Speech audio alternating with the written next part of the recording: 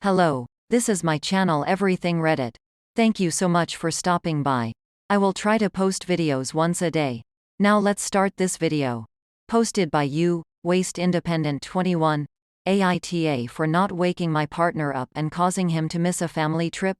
My, 26F, and my partner, 28M, have 5 daughters, 7, 6, 4, 3 and 5 months. For a long time there's been an issue with him getting up to help with the kids in the morning. He thinks he should be able to sleep in on his days off work, while I think he should get up when the kids and I do, or we should at least be alternating who lies in a bit. We've been seeing a therapist who has mentioned he should be helping more in the mornings. Recently we had a family trip planned to the zoo with both of our parents, our sisters and their kids. Previously when we've gone out for the day I've needed to shake my partner awake several times, and he lies in bed while I get the kids ready. He'll finally get up 5 minutes before we leave as I shout at him I'm getting in the car.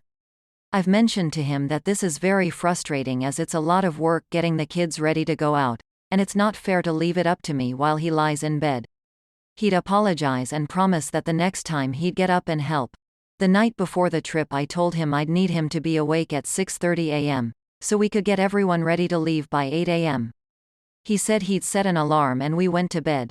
My alarm went off at 6:30 a.m. and I got up, while my partner kept sleeping. I decided I wasn't going to wake him this time and continued getting the kids ready. At 8 a.m. he was still sleeping, so I loaded the kids in the car and we set off. We arrived at the zoo at 9:30 a.m., and his family asked where he was. I mentioned he was still in bed and chose not to come. At 10:15 a.m. I got a phone call from him asking where everyone was. I said we went to the zoo as planned, and I waited for him to get up but he never did. He got really mad and told me that I should have woken him up like I always do, and I caused him to miss the trip. He then called his mum and complained to her, who yelled at me in the middle of the zoo that I was being unfair and I should have given him a shake to let him know he needed to get up, and that I was about to leave. My mother jumped in and said it wasn't my responsibility to get him out of bed, and he needed to take responsibility for himself. A few more words were exchanged and his family stalked off for the rest of the trip. I had a blast with my kids, parents, sister, and my nephews. When we got home my partner started on me again about how I should have woken him up. So AITA not waking him up and going without him? A few things have come up I want to clarify. He wasn't always like this. When the oldest 2 were little, he was always up with them. He even got up before anyone else to cook breakfast before going off to work. We had to move in with his parents at one point and that's where things started to change. His family are incredibly misogynistic. Dad works then comes home, watches TV and drink beer while his mum does everything else, including getting him up for work etc. These beliefs seems to have rubbed off on him, and his mum is very quick to tell him something is the woman's job. He's seeing a therapist independently who has suggested some form of depression. He's generally pretty good otherwise. He will help with dinner, cleaning, putting the kids to bed etc. He's not entirely useless. Getting out of bed in the morning is a long-standing issue though. He has a vasectomy after baby number 4, which turned out to be incomplete. I had a hysterectomy. Now on to the update. AITA for not waking my partner up and causing him to miss a family trip? After posting this I received messages expressing concern and advice, so I thought I'd update about how things turned out. The morning after this incident my partner got out of bed when the kids did and took the older girls out for breakfast. Later I asked him if he'd be willing to read the thread and he agreed. He was very subdued afterwards, and didn't say much except for agreeing that he was an awe. The next day he took off work and saw his GP, started on antidepressants, and we had a long talk. He was ashamed by how he was acting and to see strangers comparing him to children. He cried when he realized how much he was letting everyone down, especially his daughters who will grow up thinking this is normal behavior. He confirmed that this all started when we lived with his parents a few years back. He left home at 17 to get away from his mother, and she told him he would fail as men need women to look after them. He felt like a failure, so it was easy for his mother to feed him other ideas, and she would also manipulate things I did to look like he was incompetent as a person, e.g. I'd tell him to relax and I'd handle the dishes, and his mother twisted it into me thinking he was incompetent. so he should just stop helping at all. He'd wake up feeling useless, and she managed to convince him that he was unhappy because I wasn't taking care of him the way a wife should. He decided to go no contact with her, which didn't go well.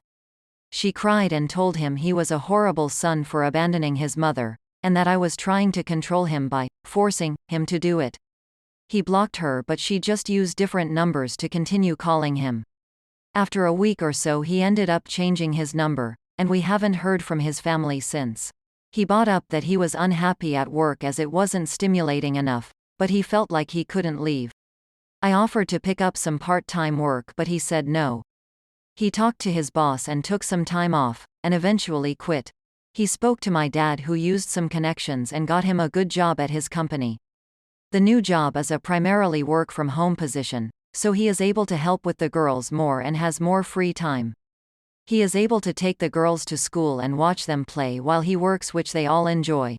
Before he started the new job, he booked a trip for us to go to the snow for a week. We had a blast, and it was lovely to see him relaxed and happy and enjoying our girls and life.